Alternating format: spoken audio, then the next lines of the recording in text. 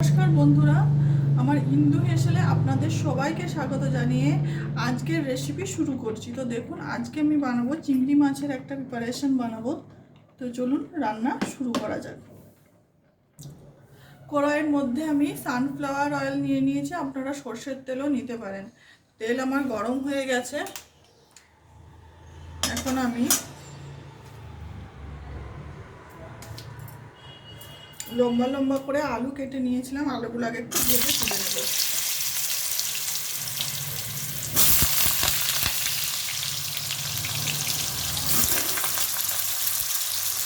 আলুগুলোতে কিন্তু কোনো রকম লবণ হলুদ আমি কিচ্ছু মাখাইনি, কেটে ধুয়ে নিয়েছি। সেই আলুগুলোই আমি আগে একটু ভেজে নেব। আলুগুলো আমি ভেজে তুলে নিয়েছি। এখন আমি এই তেলের মধ্যে দিয়ে দেব নুন হলুদ মাখানো চিংড়ি মাছগুলো।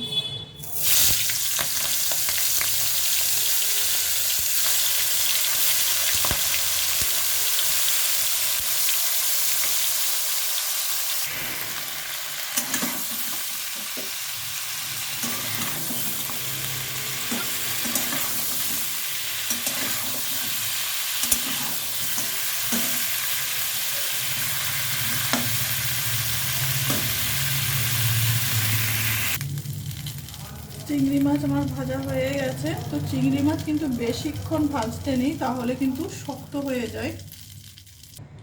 কড়াইয়ের মধ্যে আরও কিছুটা পরিমাণ তেল দিয়ে দেব।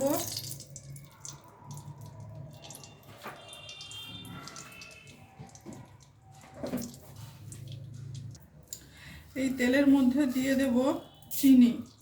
চিনি দিলে কিন্তু একটা কালার আসে। চিনিটা যখন ক্যারামেল হয়ে যায় তখন কিন্তু তেলের একটা সুন্দর কালার আসে, তো এতে রান্নার কালারটা ভালো হয়।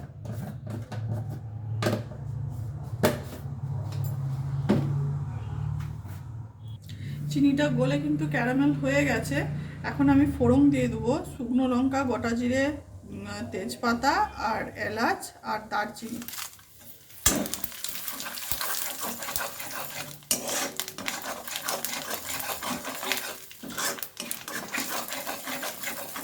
এখন আমি দিয়ে দেব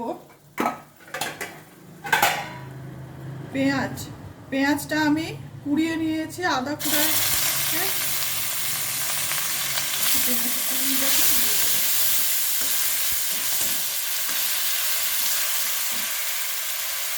পেঁয়াজটা কিন্তু আমি বাটিনি, কুড়ে নিয়েছিলাম, গ্রেট করে নিয়েছিলাম।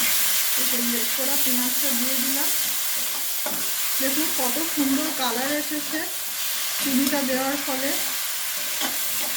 তো এটা এখন একটু ভেজে নেবো, হালকা ভেজে নেব।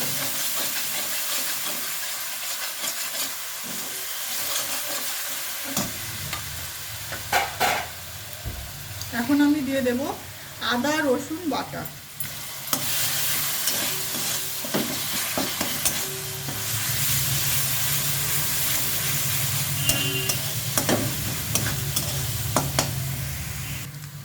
আদা রসুন বাটা আর পেঁয়াজ গ্রেট করে দিয়েছিলাম, সেটা ভালো করে আমি কষিয়ে নিয়েছি। কাঁচা গন্ধটা চলে গেছে আদা রসুনের। এখন আমি দিয়ে দেবো টমেটো কুচি।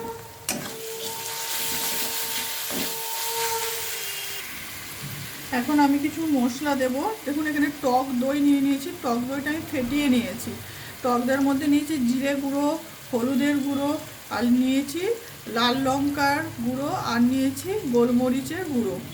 তো এটা একসাথে আমি এই মশলাটা আমি একসাথে টক দইয়ের সাথে মিশিয়ে নেব। এদিকে টমেটোটাও আমার গলে গেছে। এখন এই মশলাটা আমি দিয়ে দেব। আঁচটা কমিয়ে কিন্তু দিতে হবে মশলাটা, নয়তো দইটা ফেটে যাবে। তো দই দেওয়ার সময় আঁচটা কিন্তু কমিয়ে রাখতে হবে।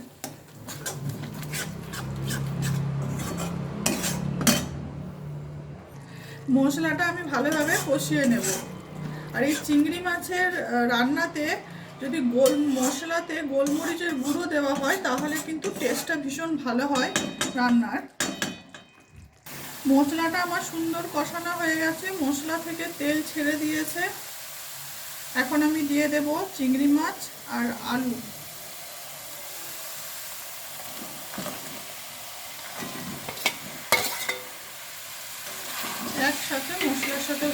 কষিয়ে নিতে হবে।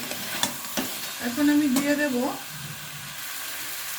দিয়ে দেব পরিমাণ মতো লবণ।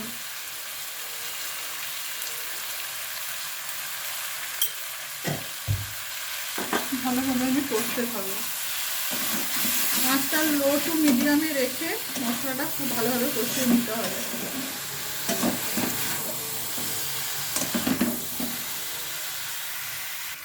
আলু আর চিংড়ি মাছটা কিছুক্ষণ মশলার সাথে কষিয়ে নিয়েছি। এখন আমি গরম জল দিয়ে দেব।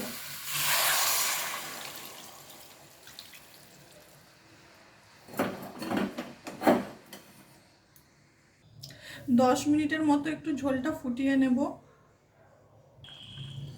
দেখুন বন্ধুরা, আমার রান্না হয়ে গেছে। তো এখন আমি উপর থেকে দিয়ে দেব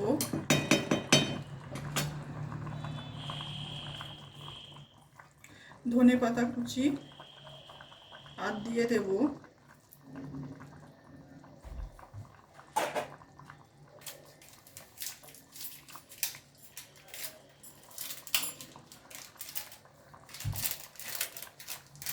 শাহি গরম মশলা গুঁড়ো।